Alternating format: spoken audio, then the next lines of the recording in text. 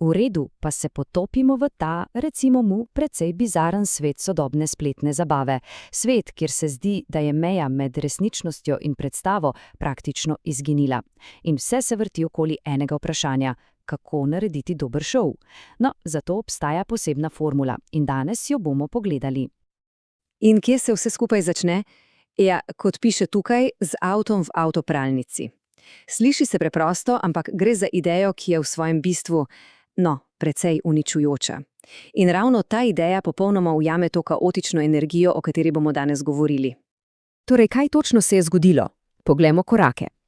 Vse skupaj je bil veliki finale tako imenovane Troll turneje. Ustvarjalec Pero Martič in njegov sodelavec Nuni sta vzela 700 € in kupila en star Peugeot. Cilj: popolnoma ga uničiti. Najprej so vzeli brusilko in kar odrezali streho. Potem so razbili še vsa preostala stekla. In za veliki finale so avto porinili skozi avtomatsko avtopralnico. In seveda, kot se za takšen dogodek spodobi, je bilo vse skupaj prenašano v živo. Vprašanje je seveda, kdo stoji za vsem tem, kdo je ta, recimo mu, arhitekt kaosa. Gre za slovenskega ustvarjalca, katerega celotna prepoznavnost, celotna znamka pravzaprav temelji na eni sami stvari. Na nenehnem, včasih kar šokantnem kontrastu. In ta kontrast je res fascinanten. Poglejmo si samo en dan te njegove turneje. Na eni strani imamo Ptuj, kjer se obleče v rimskega legionarja z imenom Sveti Cezar II., maha z 10-kilogramskim ščitom in mečem, pripravlja se na neko navidezno bitko, popolnoma antični, skoraj absurdni prizor. In potem, še isti dan, preskok v Maribor.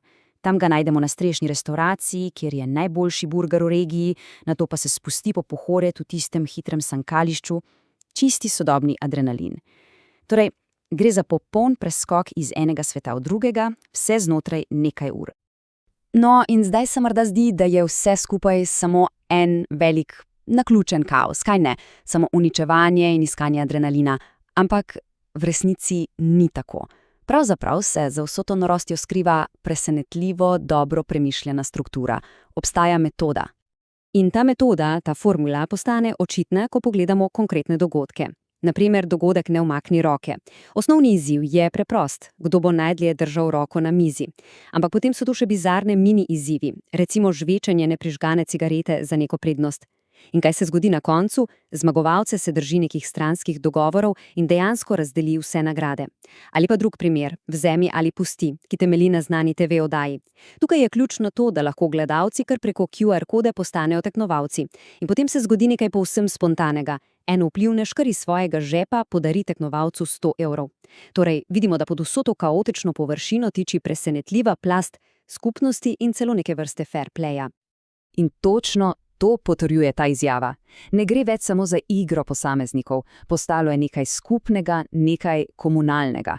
Čisto tekmovanje se prelevi v nekaj več, v sodelovanje in celo radodarnost. Ampak, seveda, takšen stil ustvarjanja vsebin ne more iti brez polemik. In tukaj pridemo do resnih vprašanj. Vprašanje odgovornosti. Kdaj zabava prestopi mejo in postane, neodgovoren vpliv, še posebej na mlajše občinstvo. In obstaja en primer, ki je to debato resnično podžgal. Gre za video z naslovom Kupil sem Lamba. In ravno ta primer popolnoma jasno pokaže to napetost med tem, kaj je samo zabava in kaj je že odgovornost. Debata se je v bistvu razcepila na dva pola. Na eni strani imamo argument, to je samo zabava. Naslov je pač klasičen clickbait, nekaj, kar je v YouTube kulturi povsem normalno. Ustvarjalec na koncu tudi prizna, da je avto samo najet. In agresiven ton, to je pač del njegove spletne persone, njegovega lika. Na drugi strani pa so argumenti, da gre za neodgovoren vpliv, da je naslov zavajajoč, da normalizira neko nerealno zapravljanje.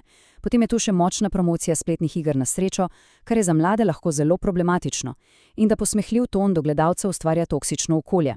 Dva popolnoma nasprotna pogleda na isto vsebino. Okej, pogledali smo si torej podvige, pogledali smo formulo, dotaknili smo se polemik. In kaj zdaj? Kam nas vse to pelje?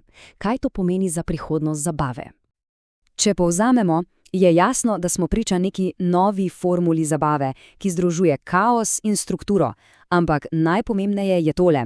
Občinstvo ni več samo pasivni gledalec, postaja aktiven udeleženec. Meje med tem, kaj je predstava, kaj je resničnost in kaj je skupnost, postajajo precej zabrisane. In to seveda odpira cela nova, zelo kompleksna vprašanja o odgovornosti ustvarjalcev. In vse to nas pripelje do enega samega, ampak morda ključnega vprašanja za prihodnost. V svetu, kjer je občinstvo postalo del šova, kdo ima v resnici nadzor?